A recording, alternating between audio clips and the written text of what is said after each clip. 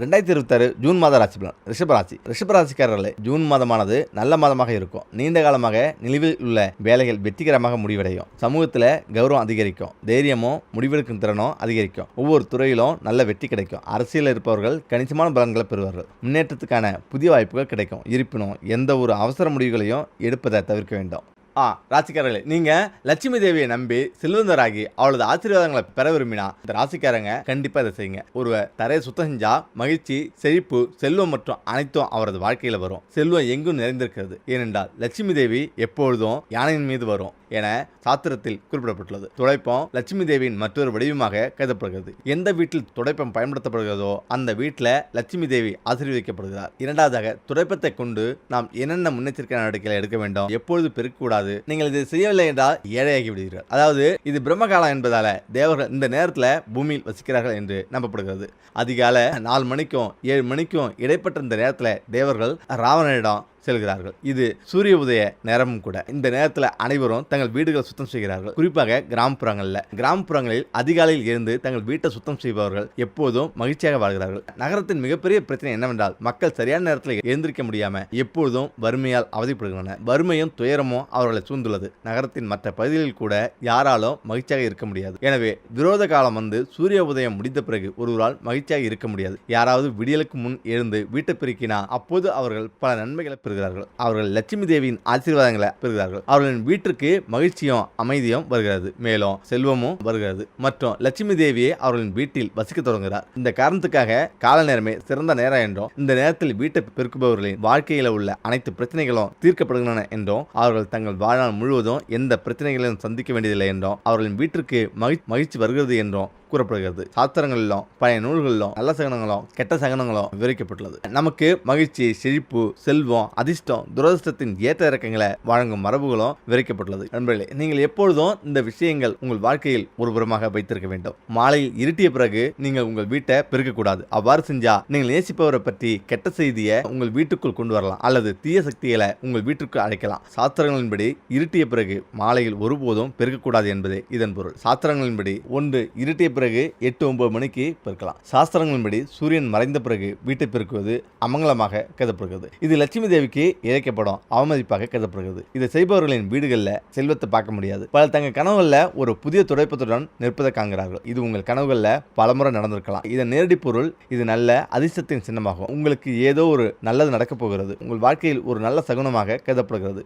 உங்களுக்கு அப்படி ஒரு கனவு வந்திருந்தா உங்கள் அதிர்ஷ்டம் மிக விரைவில் மாறப்போகிறது. நண்பர்களே, வீட்டுக்குள் குப்பையை கூட்டி ஒரு மூலையில் வைக்காதீங்க. உடனடியாக அதை பெருக்கி அப்புறப்படுத்துங்க. கவனமாக இருங்கள். நீங்கள் இதை ஒருபோதும் செய்யக்கூடாது. நண்பர்களே, இது மிகவும் கெட்ட சகுனமாக கருதப்படுகிறது. பலர் இதை ஒரு பிரச்சனையாக கருதியுள்ளனர். மேலும் பலர் இந்த தவறு செய்த பிறகு அதை ஒப்புக்கொண்டு உள்ளனர். உங்கள் குடும்பத்தில் யாராவது வீட்டை விட்டு வெளியே சென்றா அவர்கள் சென்றவுடனேயே நீங்கள் ஒருபோதும் பெருக்கக்கூடாது. அந்த நபர் தனது இலக்கை அடைந்து விட்டார் என்ற செய்தி உங்களுக்கு கிடைத்து விட்டால் நீங்கள் வீட்டை பெருக்க வேண்டும். அவர் வெகு தூரம் செல்லவில்லை என்று தெரிந்தோம் நீங்கள் வீட்டை பெருக்கினா அது மிகவும் கெட்ட சகுனமாகும். அவ்வாறு செய்வது உங்கள் வீட்டில் பெரும் பேரழிவு ஏற்படுத்தக்கூடும். எனவே குடும்பத்தில் யாரேனும் வீட்டை விட்டு வெளியே சென்றா அவர் சென்ற பிறகு ஒருபோதும் வீட்டை பெருக்காதீர்கள். அதாவது விருந்தாளியாக நீங்கள் தூய்மையில் கூடுதல் கவனம் செலுத்த விரும்பினா அவர் சென்ற 1 அல்லது 2 மணி நேரத்துக்கு பிறகு தரையை துடைக்கலாம். அதுவும் கடவுளிடம் பிரார்த்தனை செய்த பிறகு பெருக்கலாம். இதுபோல் தொடப்பத்தின் மீது கால் வைப்பதும் மிகவும் கெட்ட சகுனமாக கருதப்படுகிறது. இதன் பொருள் உங்கள் வீட்டின் லட்சுமி தேவியை நீங்கள் உதைக்கிறீர்கள் என்பதாகும். நண்பர்களே, லட்சுமி தேவி அவமதிக்கப்படாமல் இருக்க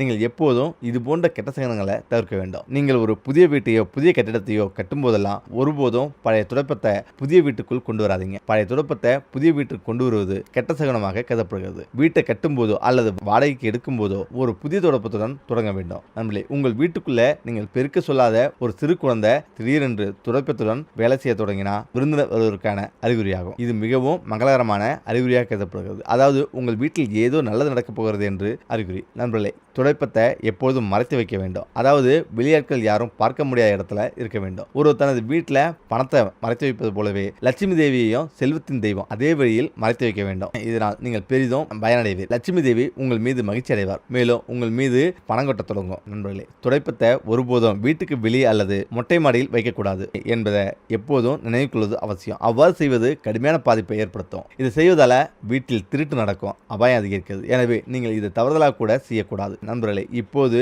ஒரு துடைப்பத்தை கொண்டு செய்யப்படும் மிகவும் பிரபலமான பரிகாரத்தை பற்றி பேசுவோம். நீங்கள் இந்த பரிகாரத்தை செய்தா உங்கள் அதிர்ஷ்டம் மாறக்கூடும். மேலும் நீங்கள் எந்த ஒரு மோசமான நெருக்கடியையும் ஒருபோதும் சந்திக்க மாட்டீங்க.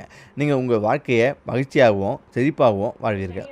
எப்பொழுதெல்லாம் ஏதேனும் சிக்கலை சந்திக்கிறீர்களோ, உங்கள் வீட்டில் பணப்பற்றாக்குறையை உணர்கிறீர்களோ அல்லது உங்களால் பணம் பெற முடியாமல் இருக்கிறீர்களோ, அப்போது நீங்கள் இந்த மிக முக்கியமான பரிகாரத்தை செய்ய வேண்டும். ஒரு புதிய தொடப்பத்தை கொண்டு வர வேண்டும். புதிய தொடப்பத்தை வாங்கிய பிறகு லட்சுமியை வழிபட வேண்டும். லட்சுமியை வழிபட்ட பிறகு நீங்கள் தொடப்பத்தையும் வழிபட்டு லட்சுமி தேவியிடம் பிரார்த்தனை செய்ய வேண்டும். உங்களுக்கு தேவையானதை அந்த விருப்பத்தை நீங்கள் லட்சுமி தேவியிடம் கேட்க வேண்டும். பிறகு நீங்கள் செய்ய வேண்டியது என்னவென்றால், ஒரு சிவப்பு துணியை அல்லது ஒரு கருப்பு துணியை எடுத்துக்கொள்ளலாம். அல்லது இந்த மூன்றுல சிவப்பு துணியை சிறந்தது. நீங்கள் அந்த துணியை எடுக்க வேண்டும். அதற்குள் துடைப்பத்தை சுற்றவும். நீங்கள் செய்ய வேண்டியது, உங்கள் வீட்டுக்குள்ள யாரும் பார்க்க முடியாத ஒரு சிறப்பு இடத்துல துடைப்பத்தை வைக்க வேண்டும். அதன் பிறகு லட்சுமி தேவியை பிரார்த்தனை செய்ய வேண்டும். நீங்கள் கெட்ட பணி முடியும் வரை அல்லது லட்சுமி தேவி உங்கள் வேலையை செய்யும் வரை நீங்கள் துடைப்பத்தை பயன்படுத்தக்கூடாது. நீங்கள் துடைப்பத்தை பயன்படுத்தவோ அல்லது வெளியே எடுக்கவோ கூடாது. மேலும் லட்சுமி தேவி உங்கள் தனது ஆசீர்வாதத்தை பொழிவார். உங்கள் பணி முடிந்ததும் முதல்ல நீங்கள் துடைப்பத்தை அவிழ்த்து லட்சுமி தேவியை வழிபட வேண்டும். லட்சுமி பூஜை முடித்த பிறகு லட்சுமியை வழிபட்ட பிறகு அந்த துடைப்பத்தை ஒரு பிரேத்தக கோயிலோ அல்லது உங்கள் வீட்டில் உள்ள பூஜை அறையிலோ வைக்கவும். ஏனென்றால் இந்த பரிகாரத்தின் மூலம் நீங்கள் அதை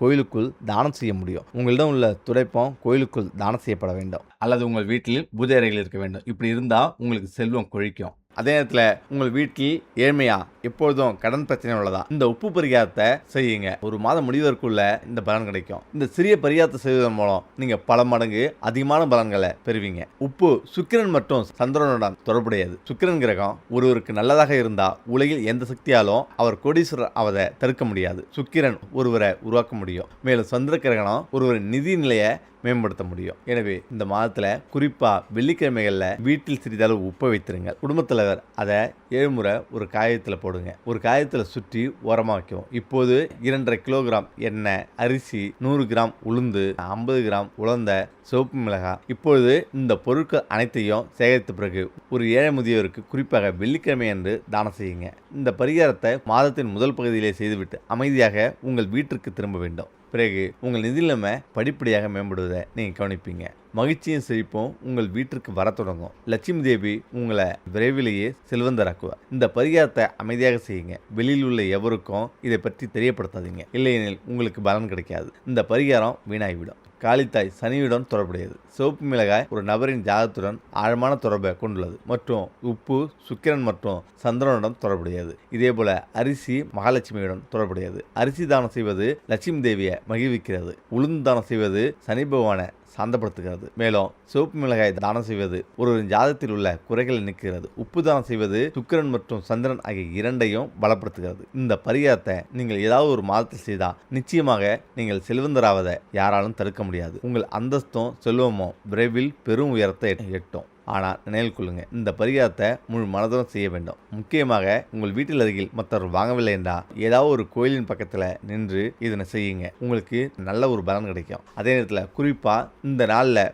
தலை குளிக்காதீங்க. திருமணமான பெண்கள் கவனமாக இருக்க வேண்டும். இந்த நாளில் தலைமுடியை கட்டுவது குடும்பத்திற்கு சிக்கலை கொண்டு வரும். உங்கள் குழந்தைகளுக்கு எது வேண்டுமானாலும் நடக்கலாம். இந்து சாஸ்திரங்களில் பல பாரம்பரியங்களுக்கு இன்றும் சிறப்பு முக்கியத்துவம் அளிக்கப்படுகிறது. திருமணம் மற்றும் இறுதி சடங்குகளை தவிர இது போன்ற பல பாரம்பரியங்கள் இன்றும் உள்ளது. வாரத்தில் சில குறிப்பிட்ட நாட்களில் திருமணமான பெண்கள் தங்கள் தலைமுடியை தலை குளிக்க வேண்டாம். அவருடைய கணவர் சிரமங்களை சந்திக்க நேரலாம். குழந்தைகளும் குடும்பமும் கூட சிறிது பாதிக்கப்படலாம். திருமணமான பெண்கள் எந்த நாளில் தங்கள் தலைமுடியை மழிக்கக்கூடாது? புதன்கிழமையிலிருந்து தொடங்கும். குறிப்பாக திருமணமாகாத பெண்கள் புதன்கிழமை அன்று தங்கள் தலைமுடியை மழிக்கக்கூடாது. ஒரு திருமணமாகாத பெண் புதன்கிழமை அன்று தன் தலைமுடியை கழுவினா, அதாவது தலை குளிச்சா, அவளுடைய சகோதரன் உங்களால் கற்பனை கூட செய்ய முடியாத அளவுக்கு ஒரு பெரிய பேரழிவை சந்திக்க நேரலாம். திருமணமாகாத பெண்கள் புதன்கிழமை அன்று தங்கள் தலைமுடியை கழுவதை முடிந்தவரை தவிர்க்க வேண்டும். ஒரு திருமணமான பெண் வியாழக்கிழமை அன்று தன் தலைமுடியை கழுவினா, தலை குளிச்சா, அவருடைய கணவனின் ஆயுள் காலம் குறைகிறதாம். திருமணமான பெண்கள் வியாழக்கிழமைகளில் தவறுதலாக கூட தங்கள் தலைமுடியை கழுவவோ அல்லது நகங்களை வெட்டவோ கூடாது. வியாழக்கிழமைகளில் நீங்கள் வீட்டை துடைக்கவோ துணிகளை துவைக்கவோ கூடாது. நீங்கள் இதை செஞ்சா உங்க குடும்பம் ஒரு பெரிய பேரழிவை சந்திக்க நேரலாம். திங்கட்கிழமை ஒரு துன்ப நாள். ஒரு திருமணமான பெண் திங்கட்கிழமை தன் தலைமுடியை கழுவினா அவளுடைய மகள் அல்லது மகன்கள் ஒரு பெரிய சிக்கலை சந்திக்க நேரலாம். குடும்பம் கடுமையான நிதி நெருக்கடியை சந்திக்கலாம். இத்தகைய சூழ்நிலையில திருமணமான பெண்கள் திங்கட்கிழமைகளில் தங்கள் தலைமுடியை கழுவவே கூடாது. குடும்பத்தை சிக்கலிலிருந்து பாதுகாக்க நீங்கள் இந்த விதியை பின்பற்ற வேண்டும். ஓகே, இந்த வீடியோ எப்படி செய்கிறேன் மீண்டும்